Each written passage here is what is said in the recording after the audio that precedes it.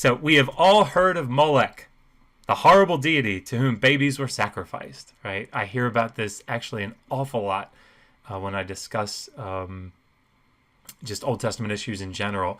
Everybody talks about, the great statue that was heated up and babies were, melting on it, and the drums were played loudly and all this stuff. Okay. Was this the historical reality, in your opinion? And where does this idea come from?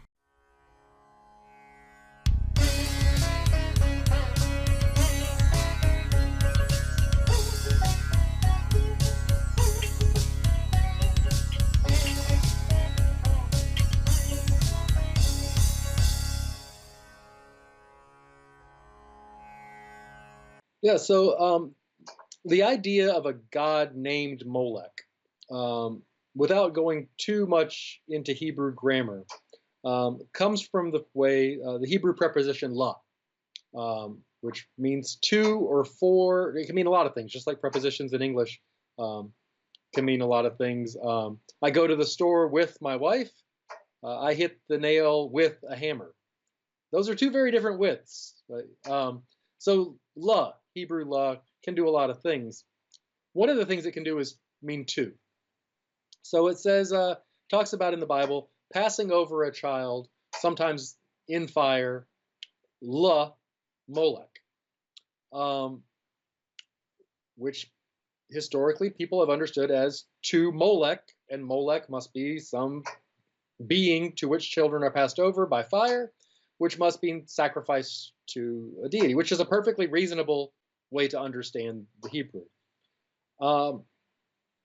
Almost a century ago now, a German biblical scholar named Otto Eisfeld, who's actually still worth reading. He's a really smart guy. He wrote a little tiny book, under 100 pages, I believe. The German title could be roughly translated Molech in Phoenician, and in the Hebrew Bible, the end of the god Molech. And at this time, there were excavations going on in the North African Punic, and Punic just means Phoenicians that don't live in Phoenicia. They went out into the Mediterranean, they set up colonies, and then all of a sudden they became Punic because of Greek and Latin. Anyway, they're excavating Carthage where these Punic colonists are living, and they're finding inscriptions.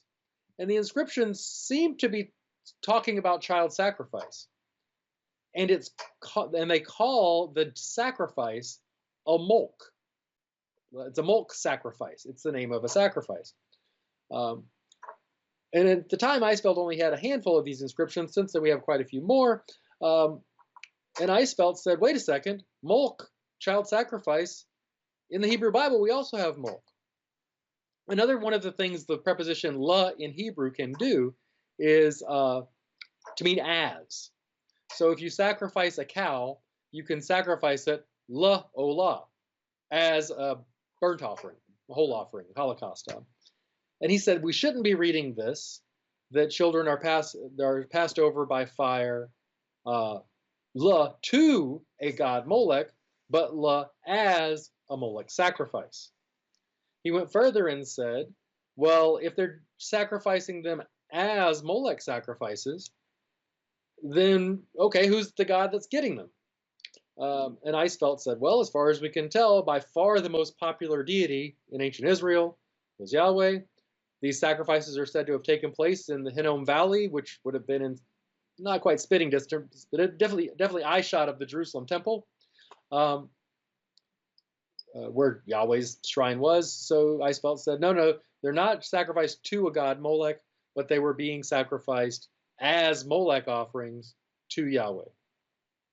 To be clear, the Hebrew Bible makes abundantly clear, maybe with minor exceptions, but even then it's controversial. These are not good. It never says that in the Hebrew Bible that you ought to be making these offerings to Yahweh. But it does say several different times that you're not supposed to. And you don't make laws against things that people aren't doing. And you don't say you should stop doing something if people aren't doing it. So Eisfeld's suggestion, like I said, almost 100 years ago, was that these were sacrifices by some Yahwehs, not all, obviously, because the Hebrew Bible presents a different voice. But they thought that Yahweh wanted them. Since then, the debate has gone back and forth between people saying, yes, 𝀭Support 100% right. Paul Mosca in the 70s wrote a Harvard dissertation, which is brilliant, and I think right on just about everything. But then in the 80s, a fellow named Hyder, another fellow named Day, John Day, many folks in the audience might know, wrote, say, no, 𝀭Support was wrong. There is a god Molech, at least in Israel. But this is more or less where the debate is done. Yes, no, yes, no. I tried to move a bit beyond the debate. Instead of just saying, yes, they were, and it was to Yahweh, or no, it wasn't, or yes, they were, but they were to Molech, to start trying to pull the threads a bit further to see what we could say.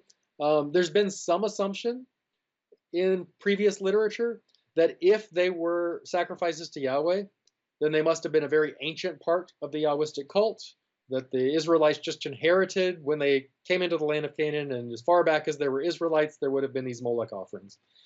On the other hand, if it's to a foreign god Molech, then it's probably a late innovation. The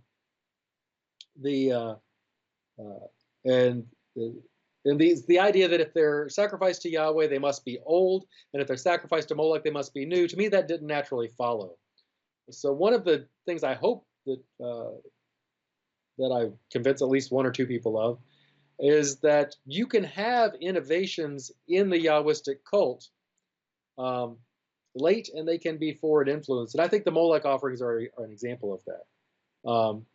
I think that there's good evidence in the Punic colonies that these are old Phoenician rites. Thanks to the way Lebanon and Syria and so on have been settled since then, we don't have good excavations to tell us exactly what's going on in the Phoenician homeland, but that's a nice missing link. So I suggest that probably during the reign of Ahaz or Ahaz, depending on how you pronounce it, he saw his Phoenician neighbors that had these Molech sacrifices that probably had something to do with vows. He decided to imitate his northern, probably more prestigious neighbors. There's other evidence that Ahaz was interested in imitating his neighbors and brought these sacrifices into the Jerusalem cult, and probably thought he was being a good Yahwist doing it. No one says, oh, I'm going to be evil and reprobate and defile the cult of Yahweh. You do what you think Yahweh wants. Obviously, the authors of the Hebrew Bible didn't agree. So yeah, all that to say, I think Molech was a type of offering, not a deity.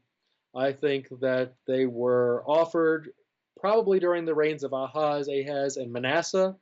Not a lot of information about whether they continued to be offered between the two, especially during the reign of good King Hezekiah. To me, I trust the biblical testimony on that it looks like Josiah got rid of them.